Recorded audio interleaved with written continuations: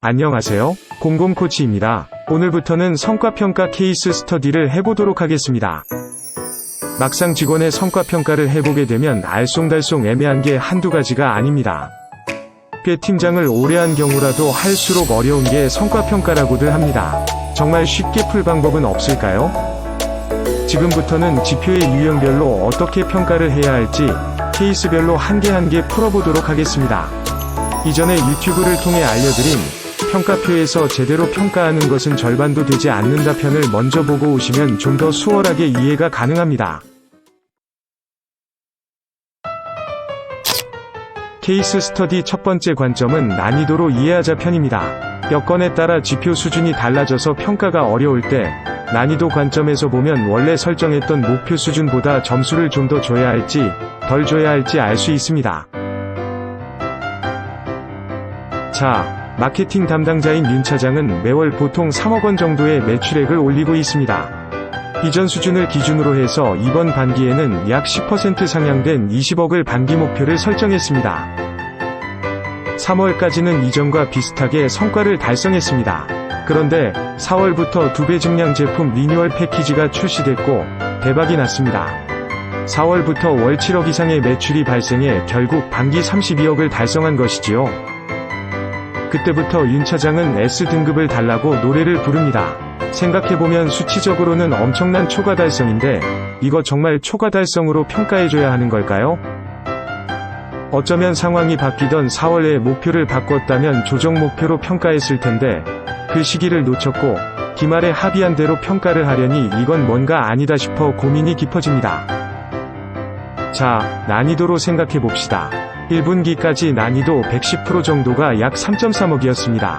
그런데 상황이 바뀌어 더 인기 품목이 대체를 했지요. 4월부터 난이도는 어떻게 되었을까요? 난이도 110%는 7억이 되었습니다. 매출액은 높아졌지만 난이도는 7억 수준에서 110%로 유지되고 있던 것이었고 보통의 노력을 기울여 달성할 수 있는 수준이었던 것입니다. 다음 시간에 얘기하겠지만 상승한 4억의 애드밸류는 연구원의 부가가치입니다. 합의된 목표는 존중받아야 합니다. 하지만 기초에 설정한 난이도가 바뀌었는데 변수의 변화는 무시하고 기초대로 평가하는 것도 맞지는 않습니다.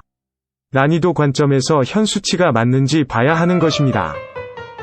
변수가 달라져 목표 난이도가 바뀌었을 때 그 수치가 32억이 맞을지 아니면 30억이 맞을지는 명확하지는 않습니다. 다만 여건에 맞추었을 때 이전 대비 난이도가 쉬워졌다면 이를 반영해 평가해야 하는 것입니다. 두 번째 케이스입니다. 사내 강사인 임대리는 5년차 베테랑으로 약 10개의 교육과정을 맡아 대부분 상당히 높은 만족도를 유지하고 있습니다. 이번 반기 초에 임대리는 전반기 평균인 4.2 수준에서 상향된 4.3 이상을 목표로 설정했습니다. 10개 정도 과정에서 이 정도는 할 수 있다고 본 것이죠.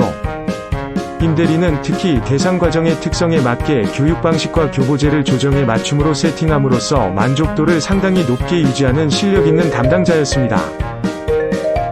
그런데 이번 반기 들어 신규 입과 대상이 크게 늘면서 전체 과정이 10개에서 15과정으로 50%가 증가하게 되었습니다.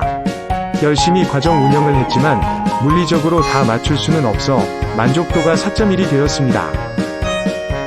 임대리는 억울함을 주장합니다. 기초 계획으로는 10개 과정이라 했으니 정상 참작해주고 싶은 마음도 있습니다.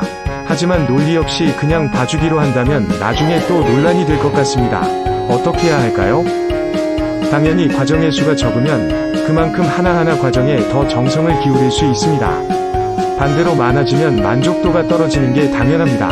7개 과정일 때와 15과정일 때 만족도는 얼마나 조정되게 될까요?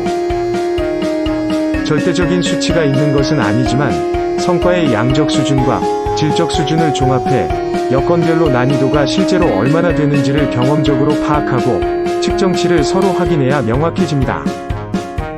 실제로는 양질로만 설명이 안 되는 많은 변수들이 있고 계절적 요인이나 환경, 전략에 의해 많은 차이를 보일 수 있습니다. 그래서 공식을 만들기가 더 어려워집니다. 대체로는 경험적으로 누적해가는 게 필요합니다. 충분한 인사이트도 예측도 안 되는 경우 피평가자와 합의에 이르르기도 쉽지는 않습니다. 다만 충분한 대화를 통해 과거 추세로 봤을 때 이 정도의 여건에서 적정 난이도의 결과치가 얼마일지 같이 협의하면 좋겠습니다. 대화가 부담스러워 1년에 대충 한번 정하는 둥 마는 둥 하게 되면 갈수록 평가가 부담스러워질 수밖에 없습니다. 목표는 항상 보고 있으면서 종국으로 우리가 기대하는 수준과 실제 달성하는 수준을 확인하고 전략적인 변수가 무엇인지를 끊임없이 고민해가는 게 바람직한 성과관리인 것입니다. 갈수록 어려운 성과관리, 조금 더 인사이트가 필요하다면 다음 에피소드 파트 애드밸류 편을 기대해 주시기 바랍니다. 다음에 또 뵙겠습니다.